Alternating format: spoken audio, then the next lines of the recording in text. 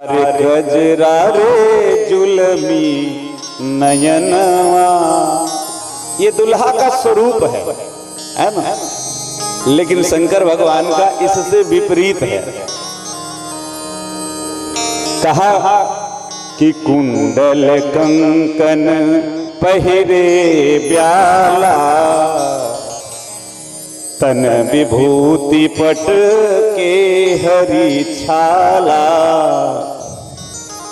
कर त्रिशूल अरु डमरू बिराजा, चढ़े बसह बर बाजहि बाजा। कहा कि भगवान शंकर का अद्भुत, क्योंकि देवताओं ने निवेदन तो किया, क्योंकि ये सारा भगवान शिव का जो गृहस्थी का ये हो रहा है, ये देवताओं के लिए हो रहा है। लेकिन देखो भाई, देवता इतने स्वार्थी हैं कि उनको भी अपना समाज की चिंता ज्यादा हो गई।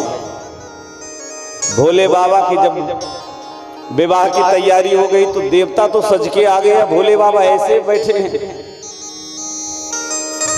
भोले बाबा ने कहा अरे मुझे भी कोई सजा दो। नंदी भृंगी श्रृंगी सब आ गए।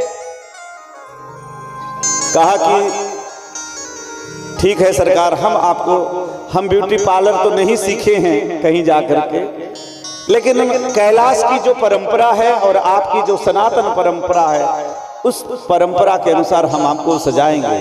और देखो शिव जी का जो श्रृंगार है एकदम शुद्ध 100% आध्यात्मिक श्रृंगार है।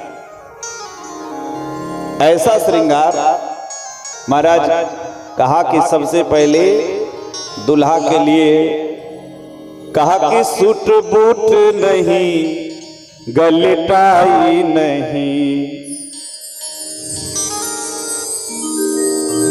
अरे सूट बूट नहीं, गलटाई नहीं, बाघांबर पहन के आया, भोला ब्याह रचाने आया। सूट बूट नहीं सिलाए भगवान ने, केवल और केवल बाघांबर वस्त्र धारण किए। बाघांबर सबसे शुद्ध माना गया। इसलिए हमने बताया था एक दिन आप सबको कि पूजा में हमारे ये साधु संत ज्यादा उपयोग करते हैं मृग चर्म का उपयोग, और बाघांबर का उपयोग आसन के रूप में किया जाता है। अगर मृग चर्म और बाघांबर के ऊपर बैठ करके और कोई भी भजन पूजन आदि किया जाए तो उसकी सिद्धि बहुत जल्दी मिलती है, ऐसा शास्त्रों में मान्यता है। इसलिए बाघांबर पहन के आया। लेकिन मोर दुल्हा है तो भाई मोर तो चाहिए। तो मोर के लिए क्या किया, भगवान शिव की जटाओं को ही मोर बना दिया, सुंदर मोर बना दिया। सुंदर जटाएं, भगवान शिव की विशाल जटाएं, उसी को मोर बना दिया। और महाराज मोर में आप देखते हैं कि बढ़िया बढ़िया सुंदर श्रृंगार होते हैं। सुंदर सुंदर सांपों को उसमें लटका दिया, चमकने वाले दिव्य दिव्य सांप। और महाराज कर त्रिशूल, हाथ में त्रिशूल है, कुंडल, कानों में कुंडल में भी सर्प है, छोटे छोटे जो सोने के सदृश दिखाई पड़ने वाले छोटे छोटे सर्प ये कुंडल के रूप में है। और महाराज गले में भी सर्प लिपटा है, एकदम लिपटा हुआ भोलेनाथ के साथ एकदम ताल में ताल मिला रहा। और महाराज बढ़िया सुंदर कहा कि ऐसे भगवान शिव का सिर पर गंगा जी विराजमान हैं,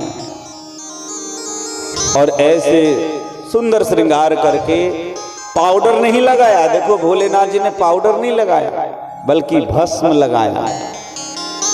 हाँ, पाउडर से सुंदरता बढ़ती है, लेकिन भस्म से सुंदरता घटती है। और ये भस्म हमारे ज्यादातर जो जोगी होते हैं, जो सन्यासी होते हैं, जो तपस्वी होते हैं, वो भस्म लगाते हैं। भस्म देखो दो प्रकार के भस्म होते हैं, आप सबको बता दें।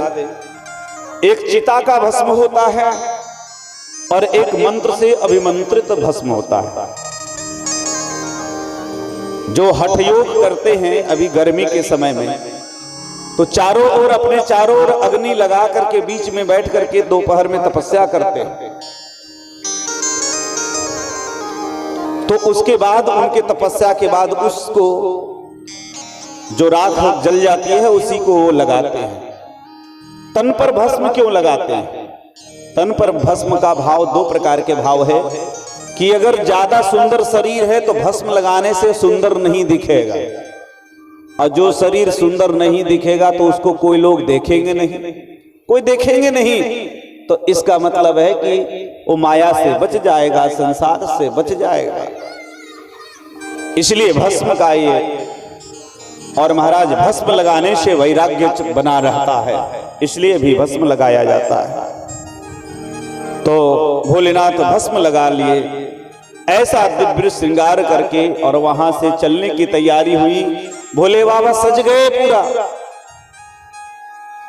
भोले बाबा सज गए, सज रहे भोले बाबा निराले दूल्हे में, सजे रहे भोले बाबा निराले बूटे में, सजे रहे भोले बाबा निराले बूटे में, निराले बूटे में, निराले बूटे में, निराले बूटे में, निराले बूटे में, सजे रहे भोले बाबा निराले बूटे में, सज रहे भोले बाबा निराले बूटे में।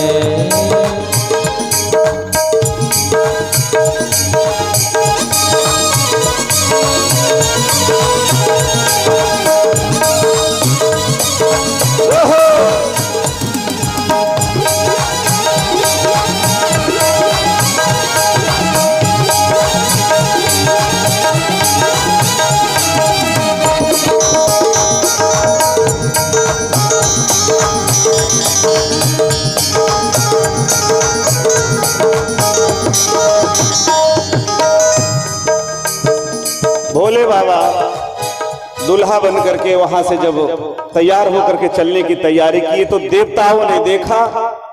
अब दुल्हा सरकार को देख करके देवता विचार करने लगे कि ऐसे दूल्हे के साथ अगर हम चलेंगे, ऐसे दूल्हे के साथ अगर हम चलेंगे तो हमारी भी बेइज्जती हो जाएगी।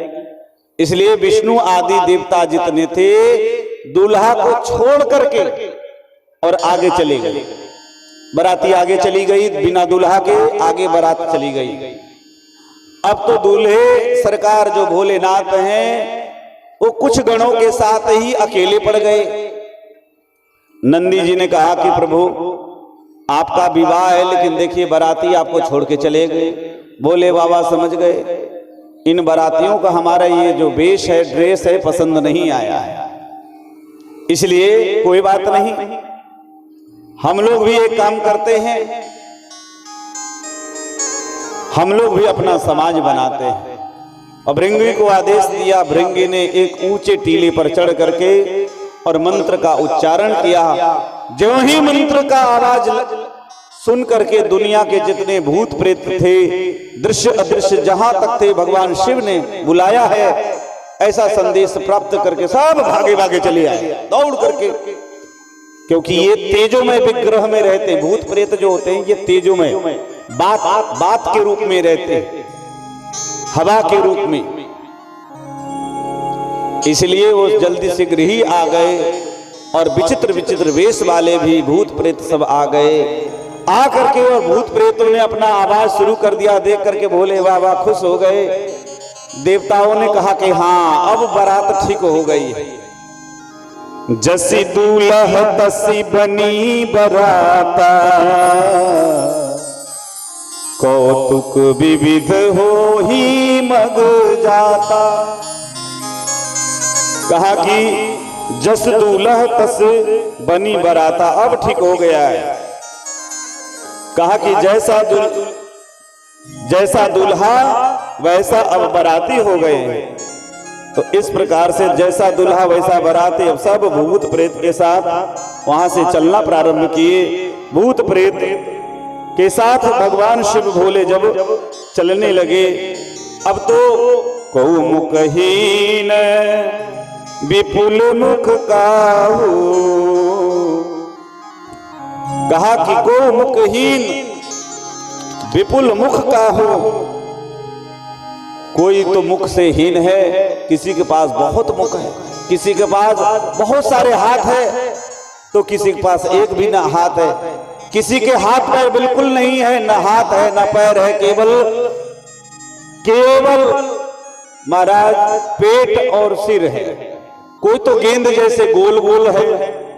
ऐसे विचित्र कोलाहल करते हुए चल पड़े हैं। शिव जी की बाराती जब चली, अद्भुत वहां ऐसे शोभा और सब डमरू आदि बजाने लगे। अच्छा, भगवान भोलेनाथ चले हैं तो उनका वाहन क्या है? वृषभ, सांड पर बैठ के चले। लेकिन कैसे चले? आगे नहीं, आगे की ओर मुंह नहीं है, बल्कि पीछे की ओर मुंह। वृषभ के पीछे की ओर मुंह है। इस प्रकार से वहां से चले हैं महाराज। बाराती चली और बाराती चलते चलते और सीधे हिमाचल राज के यहाँ पहुंचिए। अरे पहुंची भोला की बरतिया हिमाचल नगरी, पहुंची भोला की बरतिया हिमाचल नगरी, पहुंची भोला की बरतिया हिमाचल नगरी, पहुंची भोला की बरतिया हिमाचल नगरी, हिमाचल नगरी, हाँ हिमाचल नगरी, हिमाचल नगरी, ओ हिमाचल नगरी, हिमाचल नगरी, हाँ हिमाचल नगरी, हिमाचल नगरी, ओ हिमाचल नगरी, पहुंची भोला की बरतिया हिमाचल नगरी, पहुंची भोला की बरतिया हिमाचल नगरी। आगे आगे मुदित देवगण वाहन विविध विराजे, आगे आगे मुदित देवगण वाहन विरत विराजे, आगे आगे मुदित देवगण वाहन विविध विराजे, आगे आगे वाहन विविध विराजे, पीछे शिव जी अजब वेश में विकट बराती साजे, पीछे शिव जी अजब वेश में शिव जी साजे, सबके लखके धड़के छतिया हिमाचल नगरी, लख के धड़के लागे छतिया हिमाचल नगरी, पहुंची भोला की बरतिया हिमाचल नगरी, पहुंची भोला की बरतिया हिमाचल नगरी। और कैसे हैं बराती?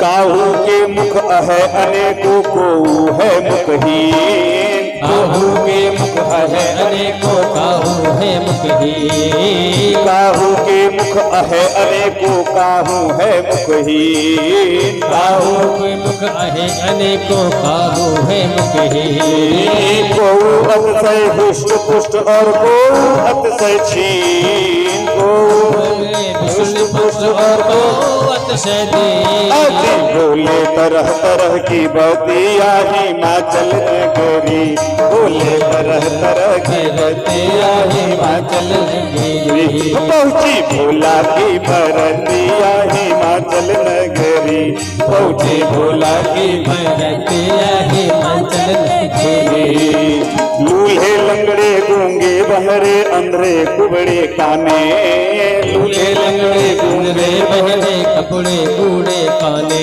ये लूल्हे लंगड़े गूंगे बहरे अंधरे कुबड़े काने, लूल्हे लंगड़े अंधरे बहरे मुझे कूड़े काने, हर हर बम बम बोले उछले शंकर जी के दीवाने, हर हर बम बम बोले देखो शिव जी को दीवाने, जब दर्शन करके छतिया हिमाचल नगरी, दर्शन करके छतिया हिमाचल नगरी, पहुंची भोला की बरतिया हिमाचल नगरी, पहुंची भोला की बरतिया हिमाचल नगरी, पहुंची भोला की बरतिया हिमाचल नगरी, पहुंची भोला की बरतिया हिमाचल नगरी, पहुंची भोला की बरतिया हिमाचल नगरी, पहुंची भोला की बरतिया हिमाचल नगरी।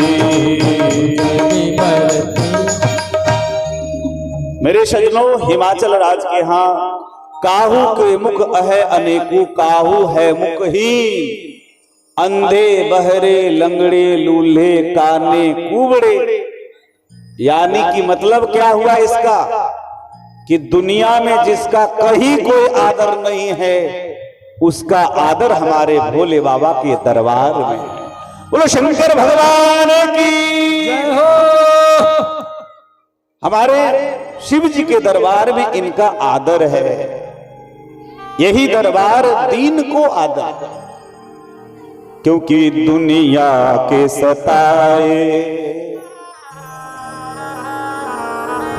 लोग यहाँ सीने से लगाए जाते हैं, दरबार में भोले बाबा के दुख दर्द मिटाए जाते हैं, दरबार में भोले। बाराती जब मेरे सजनों बाराती आई है, इधर हिमाचल राज्य ने बड़ी तैयारी की, अपने सभी स्वजनों को बुलाया, अपने जाति भाइयों को बुलाया, जितने दुनिया में पर्वत थे ये सबको बुलाया। ये सब मूर्तिमान स्वरूप धारण करके और हिमाचल के यहाँ गए। बराती में तो देवता आए हैं, बराती में जितने स्वर्ग आदि के देवता हैं, ब्रह्मलोक से, सत्यलोक से, तपलोक से देवता जितने हैं वो बराती हैं। लेकिन देवताओं की जो पत्नियां हैं, देवी जी हैं, वो सराती हैं।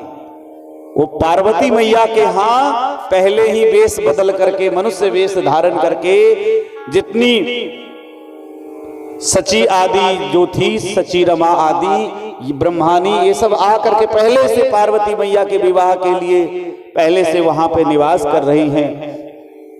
महाराज इस प्रकार से अब बाराती जब पहुंची तो बाराती के स्वागत की तैयारी है ना भाई। बारात जब आए तो पहले स्वागत के लिए खड़ा होना पड़ता है, इसलिए जनवासे के पास ही जहां बारातियों को रहने की व्यवस्था बनाई गई थी, दिव्य विश्वकर्मा जी को बुला करके और सुंदर मंडप का निर्माण किया गया। पूरे सोने के खंभे लगे हैं, हेरे पन्ने जटित, बड़े सुंदर सुंदर खंभे, ऐसे लग रहे हैं कि मानो एकदम से उसमें मूर्तियों की सुंदर सुंदर कलाकारी है। ऐसे विश्वकर्मा जी ने मंडप बनाए हैं कि एकदम लगता है कि एकदम सच है, सही है। भाई भगवान शिव का विवाह है, कोई साधारण नहीं है, तो वहां की रचना भी अद्भुत है। लेकिन जनवासे के ही पहले सब जितनी समधि जो श्री हिमाचल राज हैं, बराती के आगमन जो ही ढोल लगाड़े बाजे गाजे की आवाज आने लगी और महाराज बहुत सारे जीव जंतुओं के हाथी के चिघाड़ने की, क्यों? क्योंकि देवराज इंद्र चल रहे थे, उनका वाहन है हाथी। हाथी के चिघाड़ने की आवाज, कोई घोड़े पर चल रहे हैं, कोई मयूर पर चल रहे हैं, ऐसे अलग अलग वाहन पर, विमान पर ऐसे बैठ करके देवता बाराती आ रहे थे। तो बाहर से ढोल नगाड़े की आवाज सुन करके स्वागत के लिए तत्पर हो गए। और महाराज बहुत माला लेकर के सब खड़े हैं कि दुल्हा आएंगे तो सब स्वागत करेंगे। महाराज जब ही बाराती आई, देख करके सबसे आगे भगवान विष्णु ही चल रहे थे। गरुड़ पर सवार भगवान विष्णु को देखा, इतना सुंदर दिव्य विग्रह देखा, देख करके लगा कि बाराती में दुल्हा यही होंगे। आगे आगे दुल्हा चल देगा, पीछे से बाराती। और जितनी माला जाला वो भगवान विष्णु को गले में जो ही डालने के लिए तैयार हुए हिमाचल राज। महाराज इतने में जो देवताओं के पुरोहित हैं, श्री बृहस्पति जी ने मना किया। बोले अरे अरे अरे रुको रुको, ये क्या कर रहे हो? बोले कि ये दूल्हा नहीं है। तो बोले ये कौन है? ये दूल्हे के मित्र हैं, दोस्त हैं। अच्छा अच्छा अच्छा, ठीक ठीक ठीक। उसके बाद महाराज इंद्र आए। इंद्र भी बड़े तेजस्वी हैं। कहा कि इंद्र अब उनको दूल्हा समझ के माला पहना लेंगे। बोले नहीं नहीं नहीं, ये दूल्हा नहीं है, ये तो दूल्हा के राजकाज को संभालने वाले हैं। ये दूल्हा के राजकाज को संभालने वाले हैं। दूल्हा भी पीछे। अच्छा। उसके बाद एकदम सोने के समान दिव्य कनक वर्ण के श्री अग्निदेव आए। तब हिमाचल राज को लगा कि यही दूल्हा है, क्योंकि भगवान शिव का वेश भी बताया था, सुंदर वेश बताया था। माला पहनाने के लिए जो ही हाथ बढ़ाए, बोले नहीं रुको रुको, मैं नहीं हूं भैया। बृहस्पति जी से पूछा। हिमाचल राज ने बोले कि ये कौन है? बोले ये जो है ये दूल्हे राजा के रसोइया है, भोजन बनाने का काम ये करते हैं, अग्निदेव। अच्छा अच्छा अच्छा। उसके बाद वरुण देवता आ गए। बोले नहीं नहीं ये ही होंगे। तो बोले भैया ये भी नहीं। तो बोले ये कौन है? बोले ये दूल्हा के ये सफाई कर्मी हैं। दूल्हा के घर में जो कैलाश में जो भी सफाई झाड़ू बुहाड़ू का काम होता है वो यही करते हैं। अरे बोले कि अब तो हिमाचल राज बड़े प्रसन्न हो गए कि जिनके रसोइया इतने बड़े, जिनके कर्मचारी इतने सुंदर सुंदर हैं, तो महाराज दूल्हा का तो ऐश्वर्य, दूल्हा कितना सुंदर होगा, है ना? क्योंकि नाम तुम्हारा तारनहारा, कब तेरा दर्शन होगा। जिसकी रचना इतनी सुंदर, वो कितना सुंदर होगा, वो कितना सुंदर होगा। एक बार प्रेम से बोलिए जय भोले, नमः शिवाय। जब बाराती इतने सुंदर, तो दुल्हा के सुंदर सौंदर्य का वर्णन कौन कर सकता है? हिमाचल गदगद हो गए। लेकिन देवता कहने लगा अच्छा अच्छा अभी पता चलेगा। जब अगर बाराती आ गई और दुल्हा अभी को जब तक हंसी खुशी ये जो दिख रही है, जब तक दुल्हा को देखा नहीं है तभी तक। अब दुल्हा को देखोगे तब पता चलेगा कि क्या है। बाराती मुस्कुरा करके आगे निकल गए, दूर निकल गए। और महाराज सब देवता जब निकल गए, जब देवता निकल गए तब जाकर के देखा, और देखा कि ये अड़बड़ गड़बड़ अलग अलग कैसे कैसे बोली भाषा बोल रहे हैं। इस प्रकार से जब देखा, बोला कि ये कौन है महाराज? तो बोले लग रहा है अब सब तो चले गए, अब यही बचा है। तो महाराज जब सब चले गए तो यही बचा है, तो इसी में कोई दूल्हा होगा। लेकिन ये तो बोले कि ये तो इतनी सुंदर बाराती गई और ये। और जब देखा है महाराज, जो ही देखा, बारातियों को देख करके भगदड़ मच गई, क्योंकि जितने लोग स्वागत में खड़े थे अभी दुल्हा का दर्शन नहीं हुआ। केवल बारातियों में भूत प्रेतों को देख करके भाग गए। अच्छा बताओ, सही बात भी है, हम लोग भी भूत प्रेत को देख के डरते हैं कि नहीं?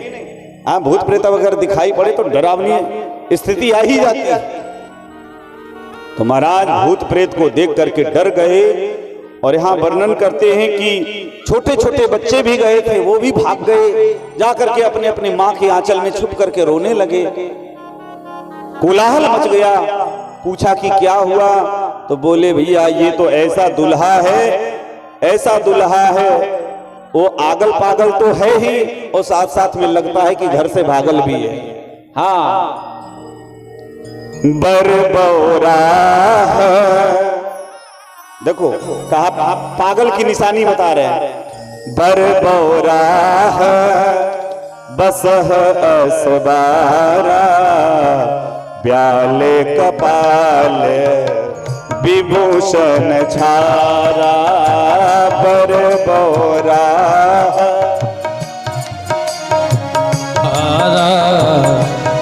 बोराए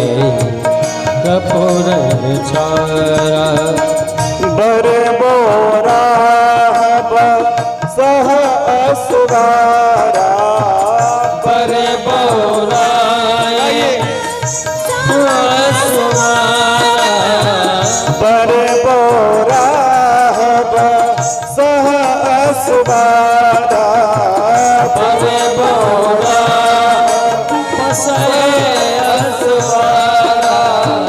ब्याल कपाल विभूषण छारा ब्याल कपाल विभूषण छारा। ओम नमः शिवाय बोलो ओम नमः शिवाय ओम नमः शिवाय बोलो ओम नमः शिवाय ओम नमः शिवाय बोलो ओम नमः शिवाय ओम नमः शिवाय बोलो ओम नमः शिवाय ओम नमः शिवाय बोलो ओम नमः शिवाय ओम नमः शिवाय बोलो ओम नमः शिवाय। कहा कि आगल पागल घर से दुल्हा भागल। कहा कि बर बौराह असवारा, ऐसा लगता है कि एकदम बौराहा हो गया है। बैठने का जिसको अकल नहीं है वो हमारे यहाँ बेटी लेने आया है। ऐसे को बेटी क्यों महाराज भाग पड़े हैं, कोलाहल मच गया है, रुदन होने लगा है। अब तो जो कुछ थोड़े सयाने थे चतुर थे वहां रहे, धीरज धर करके रहे और महाराज सारी खुशी। इधर मैना मैया को सूचना मिली कि बारात आ गई है, लेकिन अब तक उनको सूचना नहीं मिली, इसलिए वो भी बारातियों के आगमन के लिए परिछन के लिए चली है और सब गीत गा रहे हैं। आई बारात दरबाजेरी परिछन चलुआली आई बारात दरबाजेरी परिछन चलुआली आई बारात दरबाजेरी परिछन चलुआली परिछन चलुआली परिछन चलुआली परिछन चलुआली चलो वाले पर चलो वाले पर चलो वाले अजी आई बारात दरबाजरी परिछन चलू आली आई बारात दरबाजरी पर चलो वाले मुदित मृदंग संग सहनाई मुदित मृदंग संग जतनाई मुदित मृदंग संग सहनाई मुदित मृदंग संग सहनाई संग सहनाई जी संग सहनाई संग सहनाई संग सहनाई अजी सांझे नगाड़े बाजरी परिछन चलू वाली जाए नगाड़े बाजरी परिछन चलो वाली आई बारात दरबाजरी परिछन चलू वाली आई बारात दरबाजरी परिछन चलो वाली परिछन चलू वाली परिछन चलो वाली बाराती आई है इसलिए परीक्षण के लिए दूल्हे की परीक्षण के लिए चली हैं और महाराज वो गई और लोग तो सब जितने गए थे सब भाग गए। सखियों के साथ गीत गाते हुए मैना रानी पहुंची है, पूछने लगी दूल्हा कहाँ है। भूत प्रेत हुड़दंगी करते हुए आए। महाराज भूत प्रेतों को देखा और जब दूल्हा सरकार को देखा है मैना के हाथ से आरती गिर गई है और महाराज अब तो मैना बड़ी दुखी हो गई है। अब तो मैना भी वहां से भागी भवन बैठी अति त्रासा, वहां से डर के मारे भाग गई सब।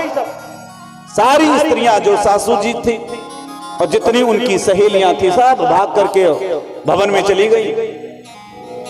और भाग करके मैना सीधे सीधे कहां गई, कोप भवन में गई। शिव जी के विवाह का अवसर है, लेकिन सासू मैया जाके कोप भवन में प्रविष्ट हो गई। महाराज जब कोप भवन में जब पहुंच गई इधर श्री हिमवान जी महाराज भी बड़े दुखी हो गए। अब हिमवान जी महाराज कोप भवन पधारे और कोप भवन में जाकर के समझाने लगे हैं। कहा कि देवी तुम क्यों ऐसा हठ कर रही हो, इस हठ को छोड़ दो। मैना ने कहा कि नहीं नहीं, मैं अपनी बेटी, क्योंकि मेरे सज्जनों जीवन में विवाह एक बार होता, ये नहीं विवाह ऐसा कि छोड़ दिया और पकड़ दिया। माता पिता का रिश्ता, गुरु का रिश्ता, ईश्वर का रिश्ता और पति का रिश्ता, ये जीवन में केवल और केवल एक ही बार, एक बार विवाह हुआ तो हो गए। विवाह होने के पूर्व देखिए, जो अपनी कन्या का विवाह करते हैं तो विवाह करने के पूर्व घर भर की पूरी जानकारी ले लेनी चाहिए। नहीं तो भैया शादी.com से शादी करोगे और बाद में पता लगा कि गड़बड़ है मामला, तो बेटी की जिंदगी खराब हो जाएगा। इसलिए विवाह के पूर्व ही मैना रानी ने निश्चय कर लिया कि मैं अपनी बेटी का विवाह इससे तो बिल्कुल नहीं करूंगी, मैं पर्वत से कूद करके मर जाऊंगी, मैं समुद्र में कूद करके आत्महत्या कर लूंगी, नहीं अगर घर से निकलने दिया तो मैं आग लगा करके मर जाऊंगी, पंखा लगा करके फांसी लगा के मरूंगी, अपनी बेटी के साथ मर जाऊंगी। लेकिन ऐसे दुल्हा, ऐसे पागल दुल्हा, ऐसे बौराहा दुल्हा से हम विवाह नहीं करेंगे। इस प्रकार से कहा कि अगर मरने से बच भी गई, मैं समुद्र में कूदी और वहां डूब न पाई, बच भी गई। महाराज कई बार ऐसा होता है कि लोग आत्महत्या करने के लिए जाते हैं लेकिन वो बच जाते हैं, क्योंकि उनकी आयु शेष नहीं रहती। जिसकी आयु शेष रह जाती है वो कभी मर नहीं सकते। इसलिए वो कहती है कि मैं फांसी, गले में फांसी लगा लूंगी, विष खा लूंगी, मर जाऊंगी। अगर मैं किसी प्रकार से इन उपायों से मैं बच भी गई तो मैं अपनी बेटी के साथ जंगल चली जाऊंगी, फिर कभी मुंह किसी को नहीं दिखाऊंगी दुनिया वालों को।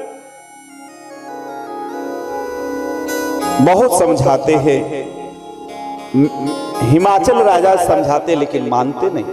शिव जी को पता चला कि मेरी सासू मां बड़ी दुखी हो गई है, शिव तो अंतर्यामी है, विवाह के इस पावन अवसर पर शिव की माया से मोहित हो गई है, शिव की वस्तुतः महिमा को ये जान नहीं रही है, अथवा तो भगवान शिव ही दिव्य चरित्र करना चाह रहे हैं, इसलिए भी ऐसा चरित्र हुआ।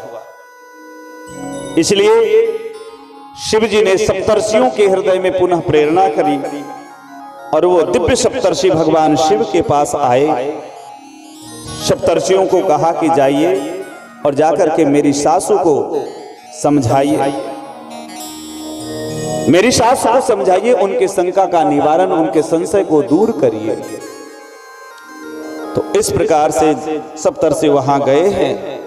सप्तर्षि जब वहां गए,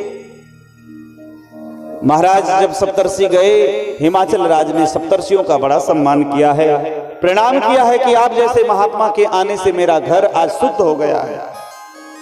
भक्ति पूर्वक बैठने के लिए आसन दिया है और हिमाचल राज ने बड़ा आदर सत्कार किया है। महात्माओं ने कहा कि देखो हिमाचल राज, जगत के पिता कौन है? कहा ये जो शिव है, जो तुम्हारी पुत्री से विवाह करने के लिए आज दूल्हा बनकर के आए हैं, यही जगत के पिता हैं। इनको जगत के पिता मानो, और जो तुम्हारी बेटी है ना, वो तुम्हारी बेटी नहीं है, वो जगत की जननी है, जगत जननी मां है। इसलिए मैना को भी समझाने लगे हैं हिमाचल राज। उसके बाद वहां पे सप्तर्षि तो गए ही थे, लेकिन शिव पुराण में वर्णन है कि सप्तर्षियों के साथ साथ उनकी पत्नी भी गई। और उनकी पत्नियों में कौन? वशिष्ठ जी की पत्नी अरुंधति गई। देखो बड़ी बूढ़ी, क्योंकि मैना रानी एक स्त्री है और यहां अरुंधति भी बहुत पतिव्रता स्त्री है। अरुंधति कोई साधारण नहीं है। ये ब्रह्मर्षि वशिष्ठ की पत्नी है। ये भी सब जानने वाली सामर्थ्यशाली है। इसलिए अरुंधति भी कहने लगी कि हे रानी उठो, मैं तुम्हारे घर आई हूं। ये देखो ये सप्तर्षि भी तुम्हारे घर पधारे हैं और तुम उठो। ये शुभ अवसर पर इस प्रकार के हठ नहीं करते, जिद नहीं करते हैं। मैना ने कहा कि देखो पता नहीं मेरे पूर्व जन्म का क्या धिक्कार है, मेरे पूर्व जन्म को धिक्कार है कि मेरी बेटी का जो होने वाला पति ऐसा मिल रहा। इसलिए मैं चाहती हूं कि अब तो मैं किसी भी प्रकार से मैं ये विवाह तो होने नहीं दूंगी। जब तक मैं जिंदा रहूंगी ये विवाह हो ही नहीं सकता है। अरुंधति ने बहुत समझाया है और शिव जी की बहुत महिमा का यहाँ वर्णन किया है। अरुंधति ने शिव जी की महिमा का वर्णन किया है। श्री वशिष्ठ जी ने भी शिव जी के महिमा का वर्णन किया और पूर्व जन्म की सती के विषय में पूरी कथा सुनाई। कहा कि आपको पता है कि आपने देवी की तपस्या की, वही देवी दुर्गा भगवती वरदान देके आपकी बेटी बनी है। तो महाराज इतना समझाने के बाद भी मैना नहीं मानी। लेकिन मैना एक बात कह रही है, कहा कि मैं अपनी बेटी का विवाह एक ही शर्त पर मैं करूंगी।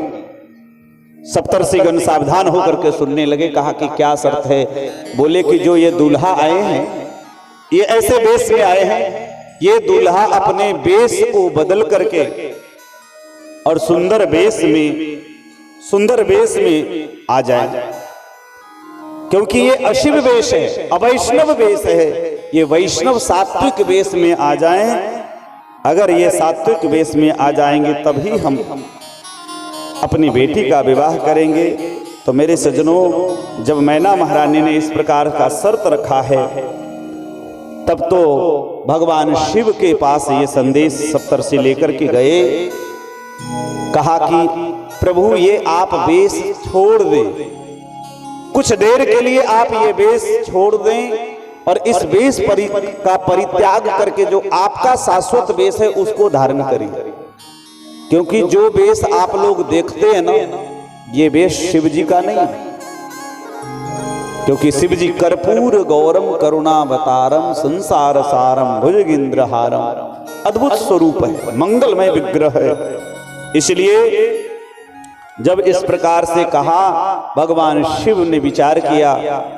अपनी सासू मां को प्रसन्न करने के लिए शिव जी ने वो पूरा वेश, और आपको बता दूं शिव पुराण में लिखा है जितने भूत प्रेत थे, जितने साथ में श्रृंगी भृंगी नंदीश्वर आदि भूत प्रेत शिवगण जितने भी थे, जो मतलब किसी के मुख नहीं था, किसी के बहुत मुख था, लेकिन भगवान शिव का आदेश हुआ और जितने बाराती शिव बाराती थे, भगवान शिव ने अपने वेश को बदल लिया।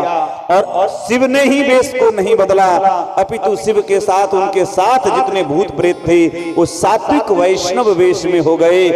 दिव्य वेश में देवता के समान, देवताओं से भी ज्यादा ओजस्वी तेजस्वी ऐसा दिव्य वेश। और महाराज सबके सुंदर सुंदर नेत्र आदि शरीर के समस्त अंगों से वो भरपूर हो गए। और बढ़िया, अब तो जो दूल्हे का सेहरा सुहाना लगता है, कल आप लोगों ने सुना, वैसे भगवान वाकई में वैष्णव वेश धारण कर लिया। अपनी सासू मां के इस निवेदन को स्वीकार किया है भोलेनाथ ने और वैष्णव वेश धारण कर लिया है। और जब शिव जी के स्वरूप में परिवर्तन हो गया, बारातियों के स्वरूप में परिवर्तन हो गया। तो इस बात की बड़ी चर्चा फैल गई पूरे संसार में, लोगों में। अब तो शिव जी को देखने के लिए जो लोग भाग गए थे, बड़ी उतावली होकर के सब पूरे घर छोड़ करके चलो चलो, और सब अपने अपने घर को सजाने लगे। और सब लोग कहने लगे कि भैया सजा दो घर को गुलशन से, हमारे भोलेनाथ आ रहे हैं, भोलेनाथ आए हैं, इसलिए चलो हम लोग देखने के लिए चलते हैं। जो शिव जी के डर से भाग गए थे, पूरे क्षेत्र के लोग दुनिया से सुन करके सब वहां पे देखने के लिए भारी भीड़ हो रही है। और मेरे सज्जनों, शिव जी का दिव्य जो दुल्हा का विग्रह है, वो सुंदर विग्रह रूप धारण करके, और शिव जी का स्वागत में सब बढ़िया सुंदर, सब जिधर से आए, माताएं, बहनें, भाई, बंधु, सब सुंदर सुंदर, सब भगवान शिव के नाम की महिमा का कीर्तन कर रहे हैं। आइए हम लोग भी भगवान भोलेनाथ का दिव्य स्वागत करें।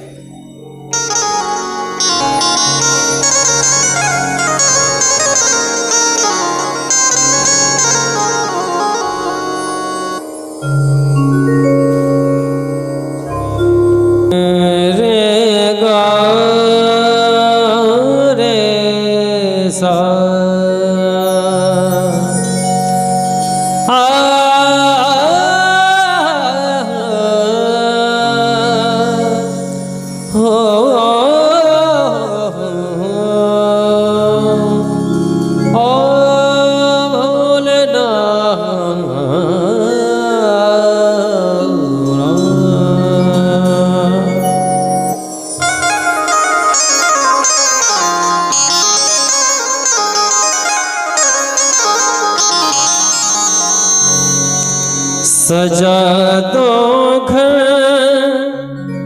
को गुलशन सा,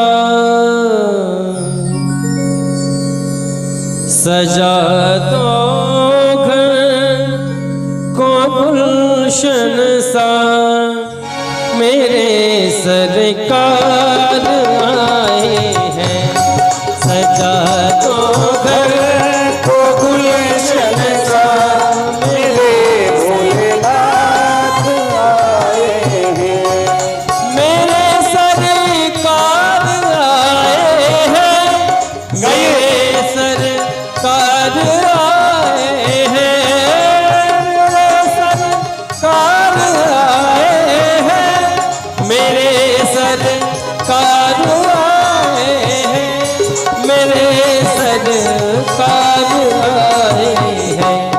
लगे कुटिया भी दुल्हन सी, लगे कुटिया भी दुल्हन सी, मेरे सरकार आए हैं। लगे कुटिया भी दुल्हन सी, मेरे सरकार आए हैं।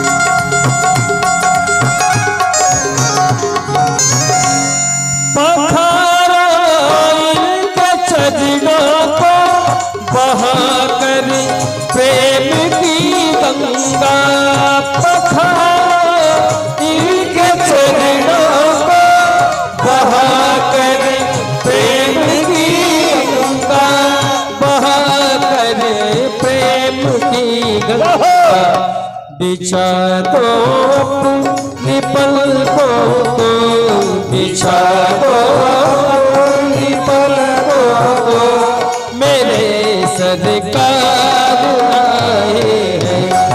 बिछा दो अपनी पलकों को, मेरे सरकार आए हैं।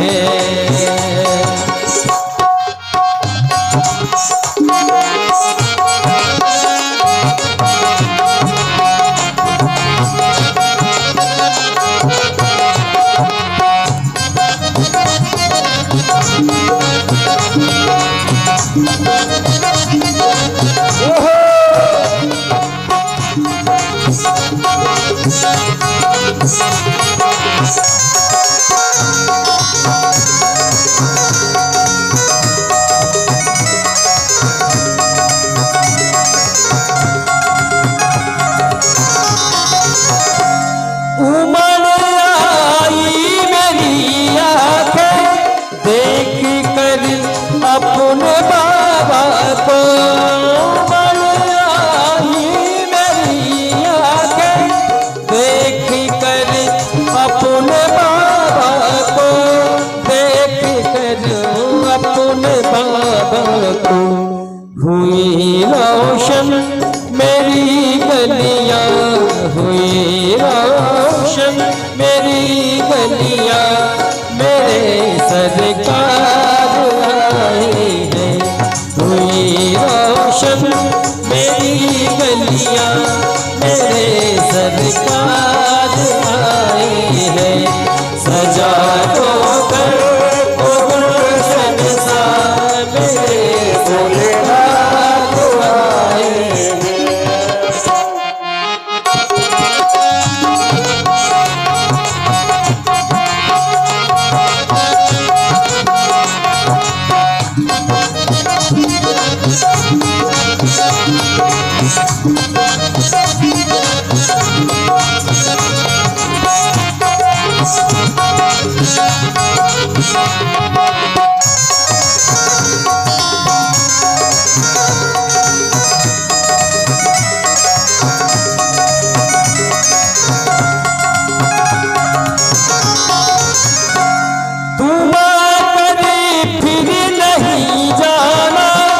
हमारी सोनी दुनिया से तुम कभी भी नहीं जाना, मेरी इस सोनी दुनिया से, मेरी इस सोनी दुनिया से।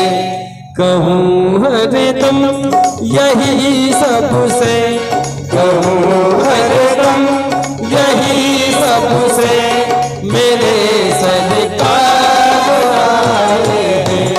कहूँ हरदम यही सबसे, मेरे सरकार आए हैं। सजा दो घर को गुलशन सा, मेरे सरकार आए।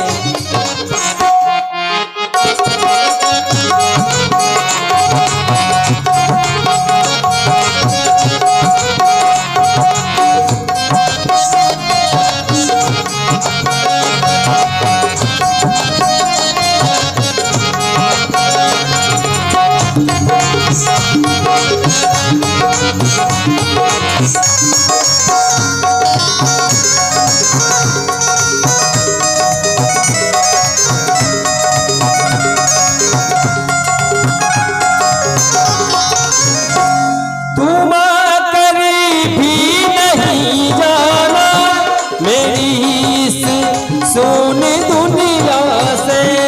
तुम कभी भी नहीं जाना, मेरी इस सोनी दुनिया से, मेरी इस सोनी दुनिया से।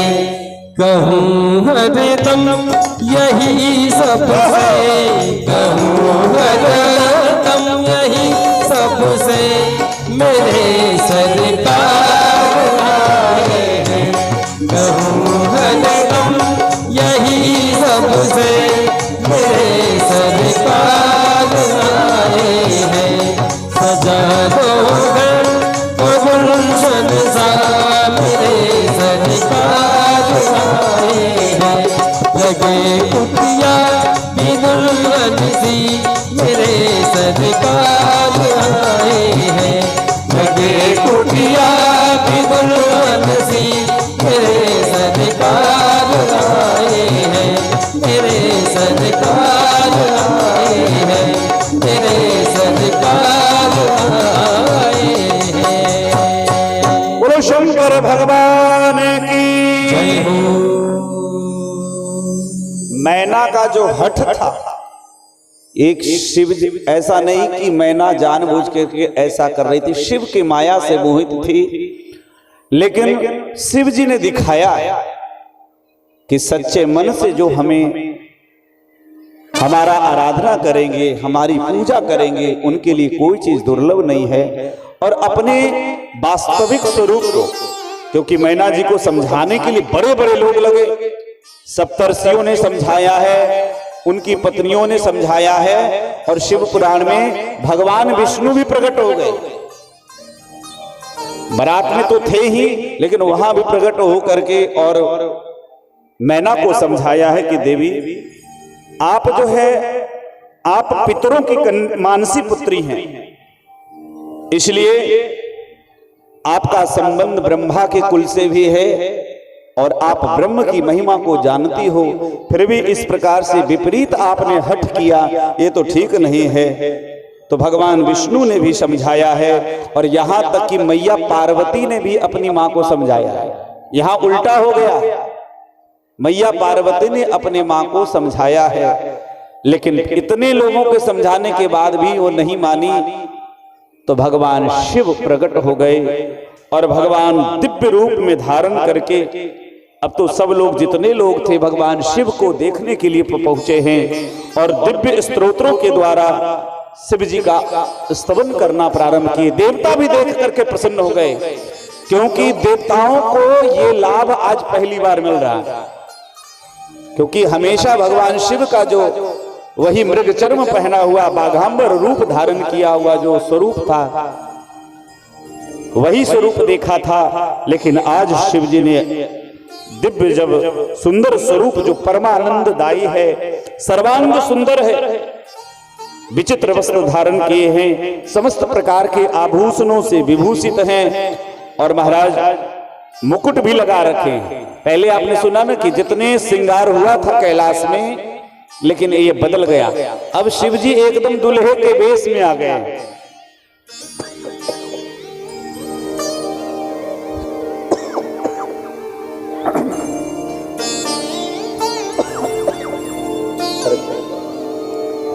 बोलो भक्त वत्सल भगवान की जय हो। कोई याद कर रहे होंगे, लगता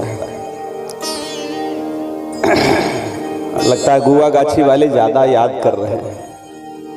हाँ, क्योंकि मैं देखा हूं कल से गुआ गाछी के हमारे जितने नौजवान हैं, फेसबुक पर हमको इतना रिक्वेस्ट भेज रहे हैं। हाँ, इतना रिक्वेस्ट आ रहा है कि अब मैं सोचता हूं किसको स्वीकार करूं, किसको नहीं स्वीकार करूं। और इनको लग रहा है कल कथा विराम हो जाएगी, परसों विदाई है, इसलिए कुछ